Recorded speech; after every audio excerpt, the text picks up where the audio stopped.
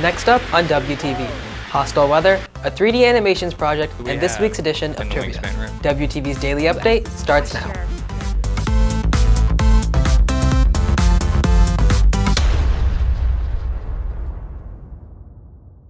Hey there, Redhawk Nation. Today is Monday, March 28th, and I'm Varun Saravanan with today's Daily Update, brought to you by Wingspan TV.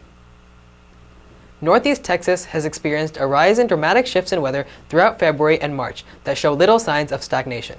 WTV's Abir Faisal has the details. From Frisco to Rockwall, hostile weather has been sabotaging businesses, schools, and infrastructure as heavy rains, hail, and severe weather have descended on the area on what seems like a weekly basis. According to AP Environmental Science teacher Jamie Barrent, there are various factors for it, from climate change to phenomenons such as La Nina. Most people are aware of what climate change is, but as our climate is changing with the increased amount of greenhouse gases, we're absorbing a little bit more heat into our atmosphere. So it changes a lot of the weather, the way the heat is transferred throughout the earth, right?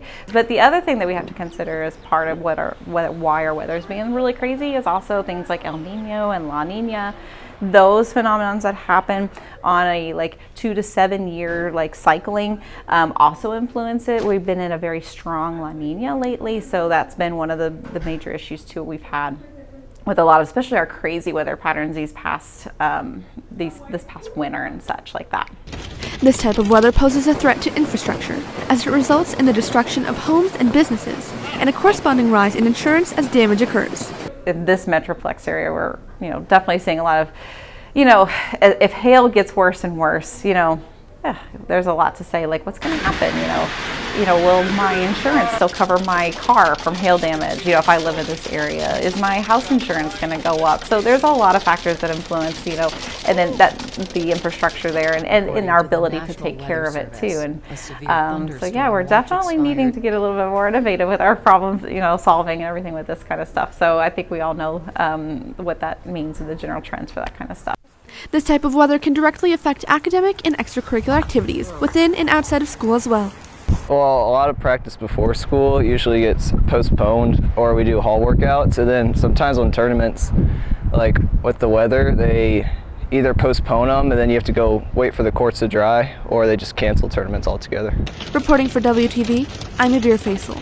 3D modeling and animation students are making the stuff of movies as they construct 3D animations. WTV's Rayan Mansour has the details. Students are learning about new methods of animation in the industry, along with other useful skills. But you also learn how to fine-tune motions in animation, especially when it comes to basically leaning on the curve handles and setting keyframes. So it's really gaining an understanding of how animation works in general, as well as how to time things accordingly to make things go fast or slow whenever you're animating anything in general. Widely utilized within films, video games, and even the architectural industry, students in 3D Make can get a feel for the type of work actual 3D modelers in the industry do every day using Maya. So Maya is a very complex program at first, but the more that you identify with the functions of it, it starts to become more fun when you're making and animating what the entire industry do on a daily basis. Students have just now completed their Kitchen Chaos projects, in which they learn to incorporate what they have learned into an action sequence. The basics is that you're given this little jelly cube and you have to make him interact with 3 things that are on a kitchen counter, like a knife or a cutting board.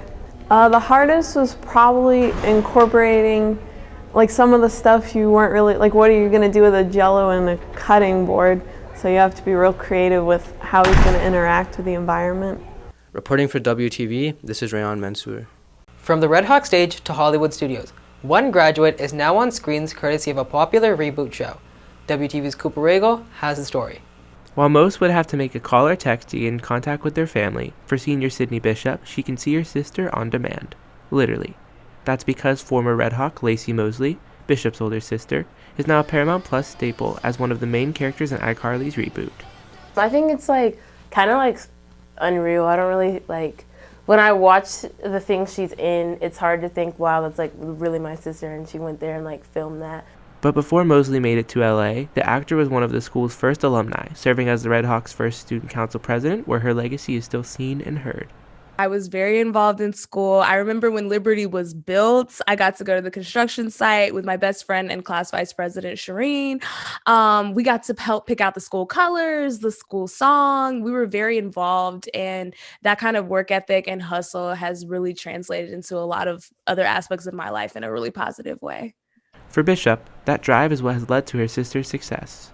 I think she's always been very driven, and she's always been very stubborn, so she's always going to get what she wants, and she's never going to give up on her dream. And despite how hard she's required to work, she never wavered to like hard work or adversity. As a Redhawk, Mosley used to watch iCarly, never dreaming she would sometime be on the show. Never in a million years did I think that I would be working on the sets, and like a lot of the stuff is like the same pieces from the original, like the jukebox is there and the robot man made of recycled bottles and stuff. So it's kind of cool seeing that stuff. It's like you're in a museum. Now more than a decade after her graduation, Mosley still sees Liberty as a great launching pad for life. It's a great school, it's a great platform, and that you really can do anything with your life. When I told people that I wanted to be an actor, I got a lot of, what's your plan B? Or laughing, a lot of laughing, too much laughing. But if you really want it, you can achieve it, and Liberty is a wonderful place to start. Reporting for WTV, I'm Cooper Rakel. On this week's edition of Trivia, WTV's TJ Krylowicz is flipping the script.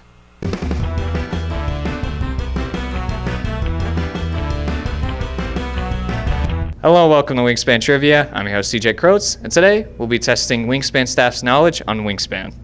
What year did LibertyWingspan.com launch? 2012, right? I think so. I don't know, man. Where'd you get that? 2012? Yeah. Where'd I get it? Yeah. I don't know. Just a guess. Okay. What year did LibertyWingspan.com launch? I'm gonna say 2016. 2015? You sure about that? That's my guess. I think. 2014. Final answer? Yeah. Wait, no. 2013. How many awards do we have in the Wingspan room? You asked this last year. Yeah, I did. But it's changed. Okay, wait. Then like 80. Let's go 80, I think. 80? Yeah, I'm gonna go 80. I'll say 225.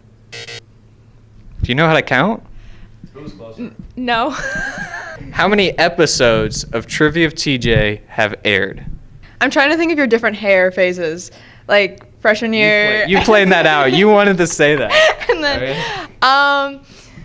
I think like 120 or something. 126. I mean, you have to do transcripts, Yeah, so you I should can know do this. this. All right, spell Krylowicz. Okay. K-R-I-L-O-W-I-C-Z.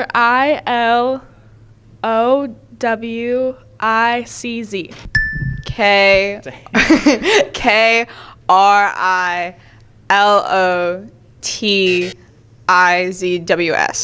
Krylowicz. Spell Krylowicz. K-R-I-L-O-W-I-T-C-Z.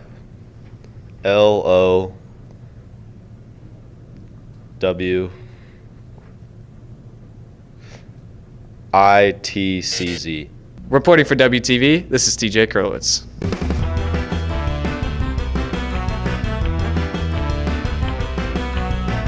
If you are looking for more from Wingspan, you can follow us at Liberty Wingspan on Twitter, Instagram, and Facebook, or visit our award-winning website, libertywingspan.com.